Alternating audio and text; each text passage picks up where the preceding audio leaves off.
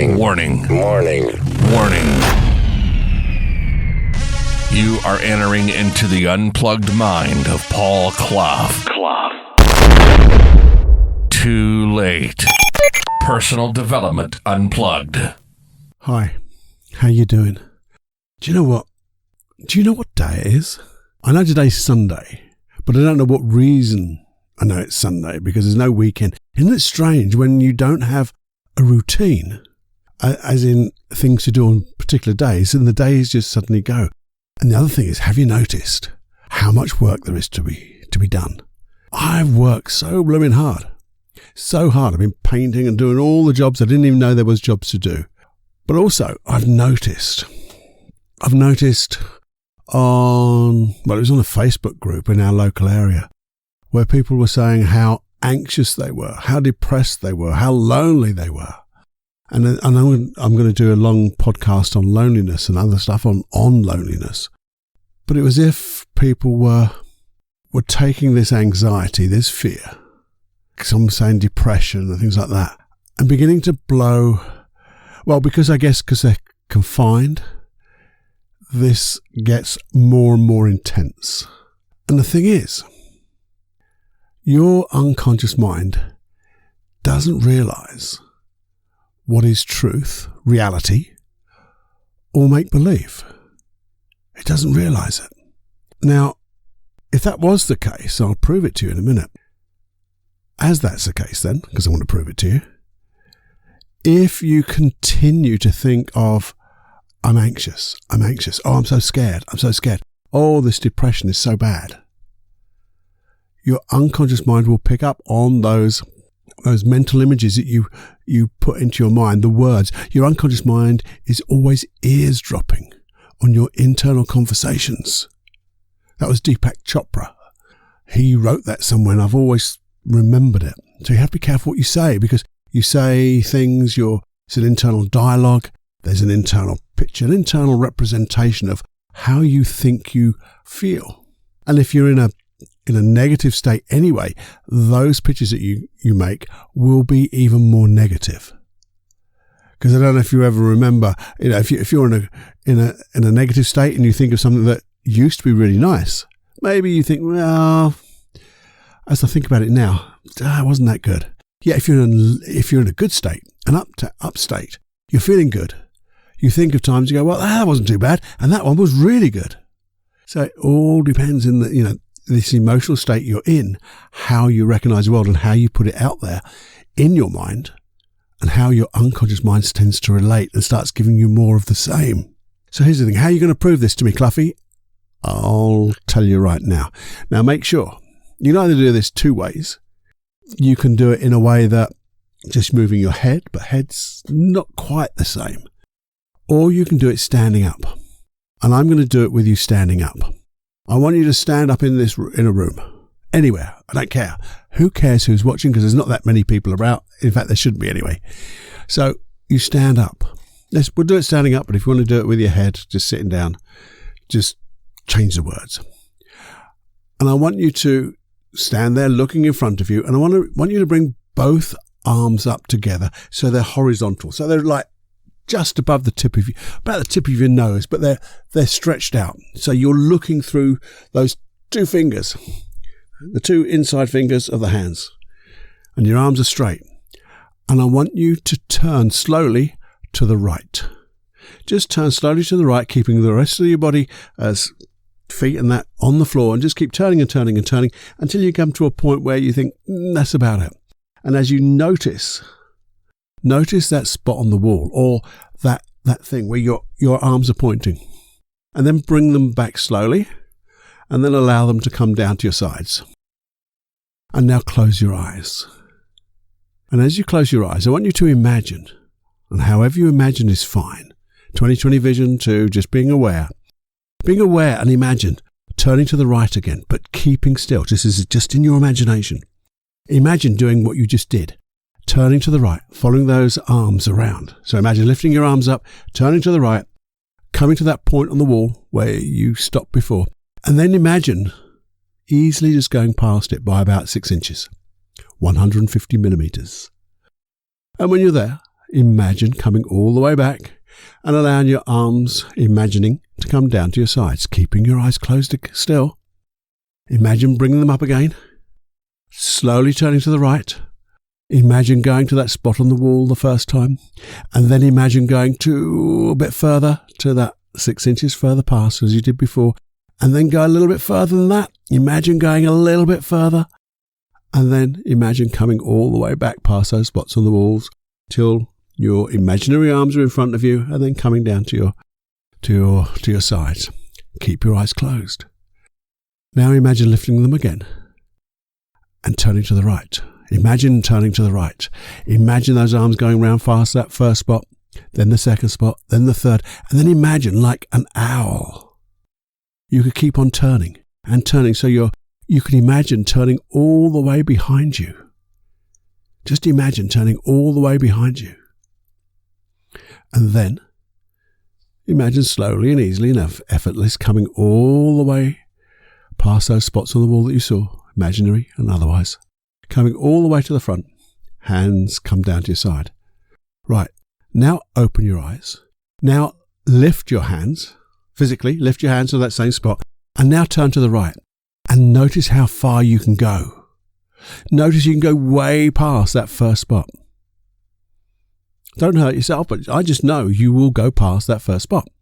I don't know how far you'll go, and then come back to the front and arms down and sit down, or you can stand with me if you wish. Now then, you went further. How was that? How could that happen?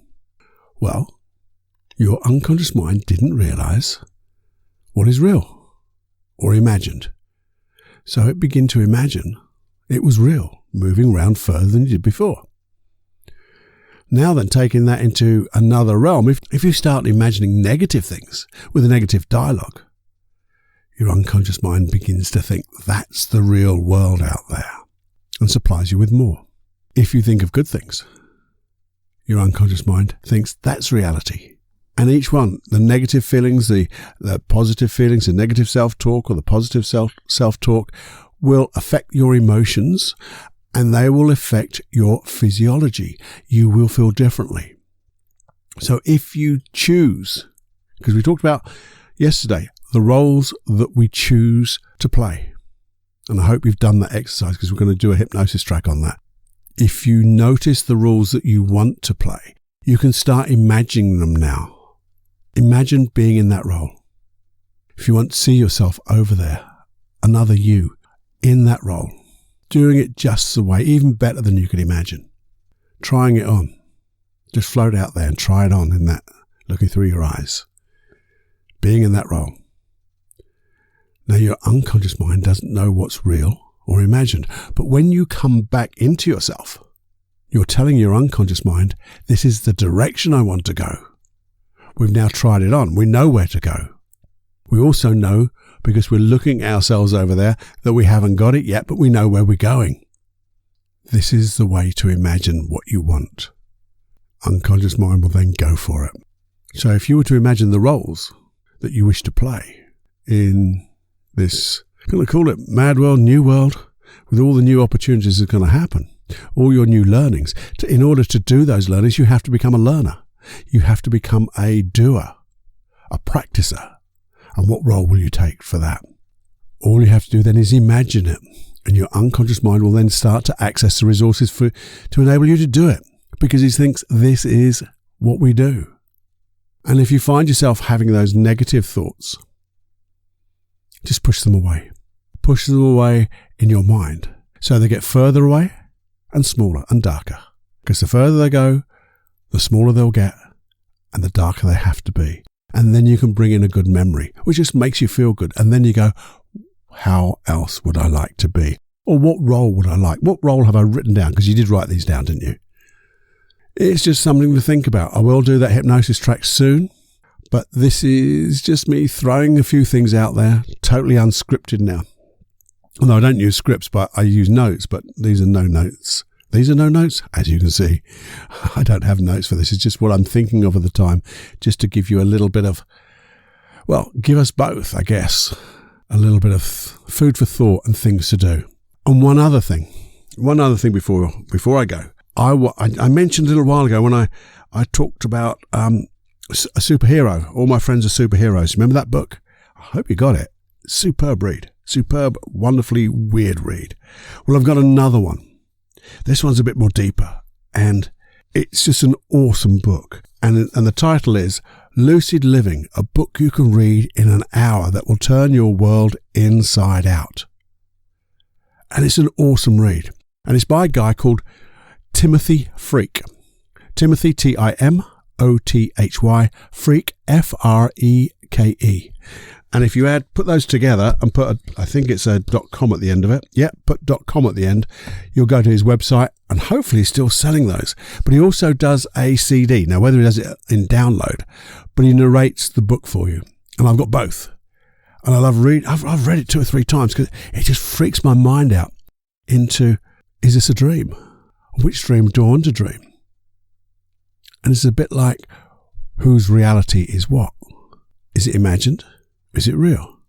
But the narration of it is absolutely wonderful because he's got a wonderful voice as well. Because Tim is, I'll read a little bit out from the back. It says, Tim is a stand-up philosopher, a best-selling author. His passionate voice for a collective awakening and frequently featured in the media internationally. His books and live performances have inspired many thousands of people. He inspired me. He's a lovely man. I've met him quite a few times.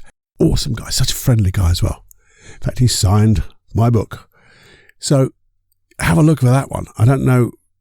I know it's under Hay House Authors. And it's not a lot of money. I mean, this copy was £7.99. It's a brilliant read, though, but it will make you think even deeper about where you are right now and where you're going. And you can start to see how different people think about the same type of thing and where we're going and how you can influence the way you're going. Because if you talk about being negative, and I know it's difficult, but if we keep talking about the anxiety I feel, the fear I feel, that's what you'll feel more of. But if you start to think of how you want to feel, this or something better. And we're going to help you with that with the hypnosis tracks and things like that. But there's so much to do, so much that you can do and learn. I was just looking through my back catalogue of episodes, and I couldn't believe how many I've done. And it just goes on and on. I think I don't know if you can get them all on iTunes, but you certainly can on Castbox right to the very beginning. And there's some awesome tracks in there. So there's so much just on my little channel here. And I know my son's, Joseph Clough, he's got loads of stuff, and there's so many other great people as well. Do have a listen to that stuff. Have a look at the back catalogue. And if you would, please share. Just share this podcast. Share it to as many people as you could, if you would, because I know there's good stuff for them. I know we're going to help people, and it will help you too, because every good deed is always that law of reciprocity, I think it's called, comes and bites you on the bum in such a wonderful way.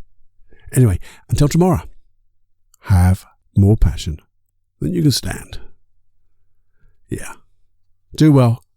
Email me if you want with anything you want, any requests to talk about some issues or any emotions you're having. How do you change one emotion for another?